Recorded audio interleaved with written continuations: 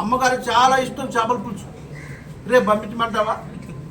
అబ్బా భలే ఉంటుంది, ఎక్కడ దొరకదు. ఈ చేపల పులుసు తింటే అబ్బా ఎంత బాగుంటుందో. ఒక్క ముక్కేసుకో. మేము అనలేమన్నా మరి. ఏమండి చేపల పులుసు గారు, మేము అనలేం. ఈ స్వీట్ చాలా బాగుంటుంది, అమ్మగారికి ఇష్టం. అసలు ఈ చేప ఎక్కడ దొరకదు, చాలా ఇష్టం అమ్మగారికి. ఇది ఒక్క ముక్క వేసుకోండి, ఒక్క ముక్క తినండి, పంపిస్తాను ఉదయం. ఈ మాటలు నేర్చావు నువ్వు. మరి ఆ మాటలతో మంత్రి కొట్టేసావు. నువ్వేం చేశాను కొట్టే పార్టీకి? చేపల పులుసుతోనే కొట్టేసావు మంత్రి. ఈ చేపల పులుసు మంత్రి వచ్చేసి బుద్ధ విగ్రహాల గురించి మాట్లాడతాడు. నీ పని నువ్వు చేసుకోవచ్చు కదా, మమ్మల్ని ఎందుకు కలగడం? నీలాగా చేపల పులుసు ఉండి పెట్టాలా? చేపల పులుసుతో కొట్టేసా కూడా అందరూ అలా కొట్టాలా, మాట నేర్చాలా? ఇంకొకసారి నన్ను టచ్ చేయద్దు, కడిగేస్తా చెప్తా ఉన్నా. ఒళ్ళు దగ్గర పెట్టుకొని నీ పని చేయి. నీకు యాదవ్ మంత్రి ఇస్తే ఆ మంత్రి పదవితో నేను ఏం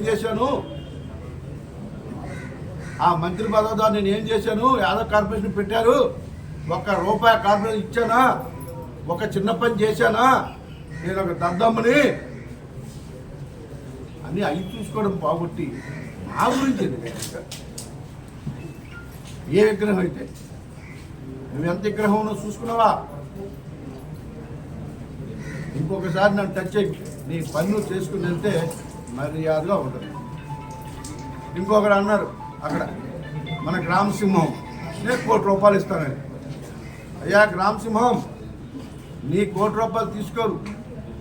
యాదవ్ సోదరులు ఎవరు నువ్వేదో అనుకుంటున్నావు అందరూ ఏదో తీసేసుకుంటారని. ఎవరు తీసుకోరు, వాళ్ళు కట్టుకోగలరు పిల్లలు.